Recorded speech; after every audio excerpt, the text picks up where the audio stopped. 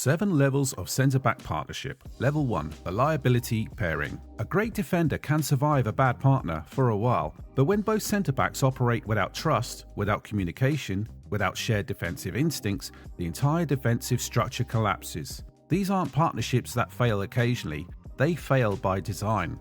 David Luiz and Shkodran Mustafi at Arsenal combined transfer fees approaching 45 million. Combined defensive stability, non-existent. Opposition coaches studied them for vulnerabilities rather than strengths. In the 2019-2020 season alone, Luiz conceded 5 penalties, a Premier League single-season record. Against Manchester City in June 2020, he came off the bench and within 25 minutes had committed an error leading to a goal, conceded a penalty and received a red card. The first player to achieve that particular hat-trick in 5 years. The errors weren't random, they were structural, repeating match after match because the underlying decision-making never aligned. A defensive partnership that created chances for the opposition out of nothing. Nicolas Otamendi and John Stones under early Guardiola at Manchester City suffered the same dysfunction, just from opposite directions. Otamendi wanted to win individual duels, charging out of position to make tackles that Guardiola's system never asked for. Stones tried to play the Guardiola way, building from the back, stepping into midfield, but lacked the composure to execute it consistently. His underhit pass at Leicester gifted Jamie Vardy a hat-trick goal. Guardiola himself admitted that in 2016-2017, Stones made 1 or 2 mistakes with the ball every game. This mismatch created chaos. One centre-back too aggressive, the other too hesitant. High lines without the discipline to maintain them. City's defence was ranked 7th in the league that season, conceding more goals per game than in any of the previous 5 campaigns. By the time Guardiola brought in Aymeric Laporte 18 months later, the verdict was clear. Level 2, the hotheads. Level 2 is where elite physical traits meet zero emotional regulation. These defenders can play. The physical tools exist. The aggression exists. The ability to dominate one-on-one duels, to intimidate strikers, to win aerial battles through sheer force of will, all present. Pepe and Bruno Alves for Portugal, 2 defenders who approach football like it was personal. Every challenge carried intent. Every striker who drifted into their zone received a reminder that physical consequences awaited. On their day, they could shut down any attack in world football. The problem was never ability, it's what came next. They defended like the referee was optional. 2014 World Cup, Portugal's opening match against Germany. Bruno Alves and Pepe start at centre-back, a partnership that had functioned at Euro 2012, that understood each other's aggression, that could intimidate at the highest level. Germany lead 2-0. Thomas Müller tangles with Pepe. Contact occurs. Pepe's arm catches Müller in the face. Müller goes down, holding his jaw. Soft, theatrical, exactly the kind of gamesmanship Pepe had dished out himself 100 times. But instead of walking away, Pepe had lost the plot. He leaned down and pressed his forehead into Müller's face. A headbutt. Soft, pointless, undeniable, red card. Portugal finished with 10 men. Germany won 4-0. Bruno Alves' poor clearance gifted Müller the 3rd goal. Both were talented defenders individually, but when neither can predict what his partner will do next, the uncertainty spreads to the entire team. Marcos Rojo and Eric Bailly at Manchester United embodied the same archetype. When both were fit simultaneously, which happened rarely, you never knew which partnership would appear. The dominant version that could suffocate attackers, or the chaotic version that accumulated cards and gave away needless fouls in dangerous areas. Mental discipline determines outcomes at this level. Talent is undeniable, but talent without control is just a disaster waiting to happen. Level 3, the functional pair. These partnerships work within clearly defined parameters. Ask them to defend a low block, they deliver. Force them out of that structure, they struggle. The gap between functional and dominant only becomes visible under pressure. Dayot Upamecano and Kim Min-jae at Bayern Munich 2020-23-24 individually both look like the profile Bayern needed. Upamecano had established himself as one of the Bundesliga's most physical defenders. Kim arrived from Napoli's title-winning campaign with a reputation for reading the game. Together, they never quite synchronized. The problem was coordination. Elite defensive partnerships aren't built on individual quality, they're built on anticipation, developed over hundreds of hours together. Klaus Argenthaler diagnosed it precisely. You could see their individual abilities, but they lacked what makes a good defense: the coordination. The language barrier compounded everything. Kim had moved from South Korea to China, to Turkey, to Italy, to Germany in 4 years. 5 countries, 5 languages, 5 defensive systems. The cracks widened as the season progressed. Frankfurt put 5 past them. Then Upamecano collected 2 red cards in consecutive matches. Lazio in the Champions League. Bochum 4 days later. Tuchel had seen enough. He switched to Derlach and Eric Dyer, and the new pair delivered immediately. Bayern's presumed first-choice centre-backs found themselves on the bench together. By the Champions League semi-final against Real Madrid, Tuchel didn't trust either of them to start. The partnership had been quietly dismantled by its own manager. Call it unfinished development rather than failure, but football doesn't wait for chemistry to mature. Bayern's answer arrived in 2025. They signed Jonathan Tah from Leverkusen and made Upamecano Tah their first choice. Kim dropped to the backup. The functional pair had reached its ceiling. Mats Hummels and Jerome Boateng for Germany and Bayern occupied similar territory. World-class individuals who never built a world-class partnership. The 2014 World Cup is the argument for placing them higher. But look closer. Boateng didn't even start at centre-back in the group stage. Per Mertesacker had partnered Hummels for the first 4 matches. Boateng only moved from right-back to centre-back for the semi-final and final. Germany's World Cup defence was built on Löw's system. Schweinsteiger, Kroos and Khedira controlling midfield, not on a centre-back partnership that had barely existed before the knockout rounds. At Bayern, Hummels arrived in 2016. They had 3 seasons together, but even then Süle's emergence created a 3-way rotation. By 2018-19, Kovac preferred Hummels-Süle. Boateng lost his starting place. Löw dropped both from the national team in March 2019. The 2018 World Cup wrote the verdict. Boateng got sent off against Sweden and missed the decisive South Korea match entirely. Hummels partnered Rudiger instead. The partnership couldn't even stay on the pitch together when it mattered most. Germany went out in the group stage. The duo functioned, they just never transcended. Level 4, the star and supporting act. Level 4 is where one elite defender defines partnership and the other accepts a supporting role. The roles are defined, accepted and executed without ego interfering. Gerard Piqué and Javier Mascherano at Barcelona. On paper it looks strange. Piqué stood 6'4", raised in La Masia, comfortable on the ball to the point of arrogance. Mascherano arrived as a defensive midfielder, converted to centre-back, standing nearly 8 inches shorter. He later admitted he adapted to survive. It was the only way to hold on to something, to stay in a team like this. The partnership worked because the roles never overlapped. Piqué organised the high line and dominated aerial duels. Mascherano did everything else: the recovery runs, the one-to-one defending, the interventions that required anticipation rather than physical dominance. Across 5 seasons as Luis Enrique's first-choice pairing, no other centre-back combination at the club came close to displacing them. The 2015 Champions League final against Juventus captured the balance. Piqué commanding the back line, Mascherano making timely interventions across the pitch. Barcelona won 3-1 and completed the treble. Neither tried to be the other. That's why it worked. Virgil van Dijk at Liverpool presents level 4's ceiling and its limitation. The individual talent was level 7, but for years, partnership stability never existed. Matip, Gomez, Lovren, Van Dijk played roughly equal measures with each. Between 2018 and 2023, Matip managed just 35 Premier League starts alongside Van Dijk. Gomez has 31. Neither partnership survived a full season without the disruption of injuries. Van Dijk wasn't dribbled past once in 2018-19. He finished second in Ballon d'Or voting, but those were individual achievements. Liverpool's defensive excellence lived and died with Van Dijk's presence, not the partnership's function. When his ACL tear ended the 2021 season early, Liverpool lost 6 consecutive home matches, not because his partners were bad, but because no partnership had been established deeply enough to absorb the loss. Conte partnership that emerged in 2024-25. Over 3,200 minutes together, a Premiership League title under Slot, but it took 7 years at Liverpool before Van Dijk found consistent partnership stability. Level 4 can produce trophies, but individual brilliance carrying rotating partners is different from partnership brilliance. Fabio Cannavaro and Marco Materazzi for Italy in 2006. Cannavaro captained, organised and intercepted with the positional intelligence that won him the Ballon d'Or. Materazzi provided the physical endurance, the aggression, the aerial presence, the willingness to do the ugly work. Italy conceded 2 goals in 7 matches during that World Cup run.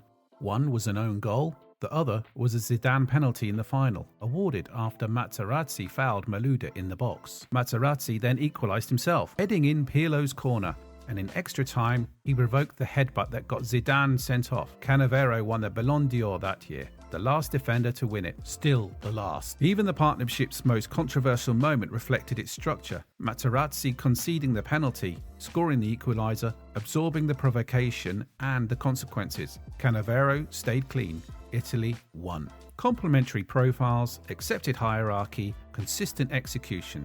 Level 4 delivers results through star power with reliable support, not equal partnership. Level 5, the dominant pair. At level 5, opponents change their approach before kickoff. These partnerships don't just defend, they dictate. Opposition coaches study them, identify their tendencies, and still can't find reliable ways through. The presence alone alters game plans. Vincent Kompany and Jolyon Lescott at Manchester City. Between 2010 and 2013, they anchored the defence that ended City's 35-year trophy drought. FA Cup in 2011, the first Premier League title in 44 years in 2012, with Kompany's header against Manchester United putting City top of the table with 2 games remaining before Aguero sealed it on the final day. Lescott played 108 matches alongside Kompany at centre-back, more than any other partner in Kompany's 11-year City career. The understanding was explicit. Kompany was the leader, the organiser, the presence that intimidated forwards. Lescott's role was complementary. As he later explained, "I didn't need to be the best defender, I needed to be his best partner." City spent years and vast sums trying to replicate what Lescott provided. Nustasic, Mangala, Demichelis, Otamendi, none of them delivered partnership chemistry. Kompany's injuries compounded the problem. The dominant pairing that delivered City's breakthrough became impossible to reconstruct. Diego Godin and Miranda at Atletico Madrid created defensive dominance through different methods. Where Kompany and Lescott imposed themselves physically, Godin and Miranda perfected the low block. Their defensive record during 2013-2014 La Liga title season, 26 goals conceded in 38 matches, represented something approaching perfection. The partnership was built on shared suffering. Simone's methods demanded physical sacrifice, constant communication, and the willingness to defend the same way in the 85th minute as the 5th. Neither possessed elite pace, but their positional discipline made that limitation irrelevant. Godin, the more aggressive and vocal of the two, Miranda more calculated in his anticipation and positioning. Opponents avoided crossing against Atletico Madrid because Godin and Miranda always found the right position, always made the right block, always cleared the danger. The certainty was suffocating. Level 6, the dynasty. Level 6 is where partnerships become institutions. Longevity changes everything. When centre-backs play together for 5 years, 7 years, a decade, they stop thinking and start operating on shared instinct. They've seen every scenario together, survived every test together, adjusted to tactical evolutions together.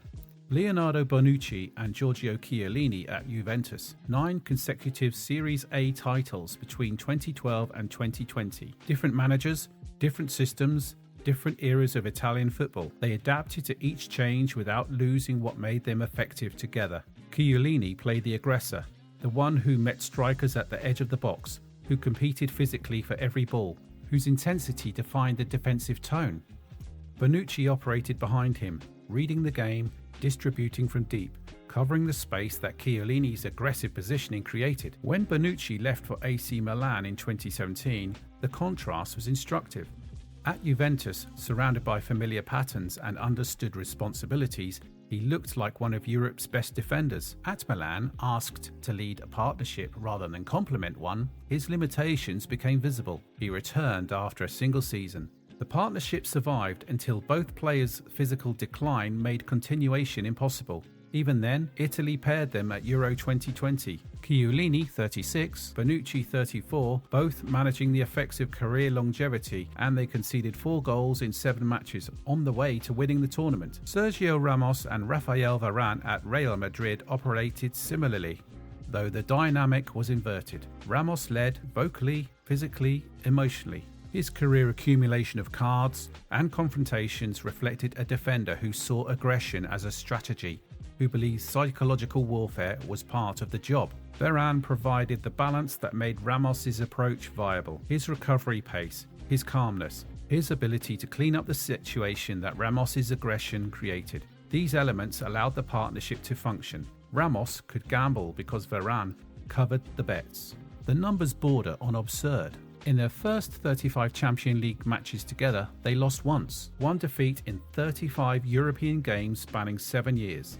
The partnership cost Real Madrid €37 million combined. Ramos for €27 million in 2005, Varane for €10 million as an 18-year-old in 2011. They won 4 Champions League titles together. The partnership's trophy case exceeds most clubs' entire histories, but beyond the silverware, they demonstrated what happens when elite defenders commit to each other long-term. The weaknesses cancel, the strengths compound, and the whole becomes genuinely greater than its parts. Level 7. The ideal. The ball enters the final third, and the outcome is already decided, not through desperate interventions or last-ditch tackles.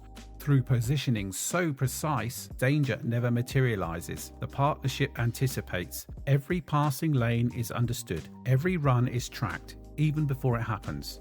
John Terry and Ricardo Carvalho at Chelsea between 2004 and 2007, they formed the foundation of back-to-back Premier League titles, the first in Chelsea's history. 25 clean sheets in 2004-2005, 15 goals conceded all season. Still the Premier League record, still unmatched after 2 decades. Only 6 of those goals came home.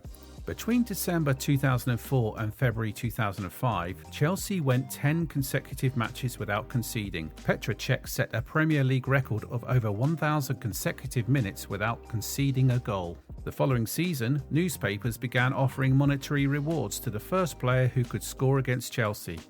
As the Blues opened in 2005-2006 with 7 straight wins and clean sheets, it took until October before anyone breached them. Watch them defend together and you'll see something approaching telepathy. Terry organises, constantly pointing, constantly communicating, constantly adjusting the shape to match the threat. Carvalho operates within that structure, with preternatural calm. He doesn't tackle fanatically, he intercepts casually. The positioning is always correct, so the intervention is always clean. Rio Ferdinand and Nemanja Vidic at Manchester United eventually broke Chelsea's consecutive clean sheet record, 14 matches, 1,311 minutes without conceding during the 2008-2009 season. But their claim to level 7 rests on longevity as much as peak performance. 8 years together, 187 games, started as a partnership, 91 clean sheets, 5 Premier League titles, 1 Champions League. Ferdinand provided the composure, the Rolls-Royce defender who read the game 3 passes ahead, who rarely needed to tackle because his positioning eliminated the need. Vidic provided the aggression, the warrior who put his head where others wouldn't put their feet. Between 2007 and 2009, in 75 matches together, they conceded 0.53 goals per game and kept 45 clean sheets. Vidic won back-to-back Premier League Player of the Season awards. Ferdinand later admitted they barely needed to communicate. After years together, each knew exactly where the other would be. The best defending is invisible. When these partnerships function correctly, opponents simply couldn't create chances, not because they block shots, but because shots never materialize. Alessandro Nesta and Paolo Maldini at AC Milan represent the purest expression of this level. Maldini spent his entire 25-year career at the club. Nesta arrived from Lazio in 2002 and stayed for a decade. Their partnership continued until Maldini's retirement in 2009 at age 40. Maldini's career discipline is almost impossible to believe. 3 red cards in over 1,000 competitive matches across 25 seasons.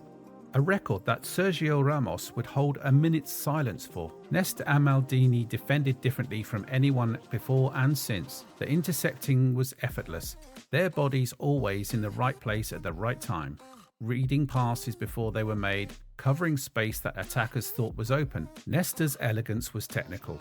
Every intervention looked choreographed. Maldini's was cerebral. He seemed to know the opponent's intentions before the thought had hit them. Milan conceded 24 goals in Serie A during 2003-2004. The following season, they reached the Champions League final in Istanbul. 2 years later, they finally won it. The partnership understood that defending at the highest level means elimination, removing the opportunity before it exists. Positioned so perfect that neither midfielder or strikers has no good options. At level 7, defending stops being about stopping attacks, it becomes about ensuring they never begin. Partnerships aren't ranked by individual talent alone, they're ranked by what they produce together. The trust, the communication, the shared understanding of exactly where your partner will be when chaos arrives. Some of these placements will feel wrong. Defending is harder to quantify than goals and assists. It happens in the margins, the runs that don't develop, the passes that never arrive, the danger that simply doesn't materialize. Which partnership did we underrate? And which one doesn't belong this high? Share your take in the comments and subscribe for more breakdowns of football's finest.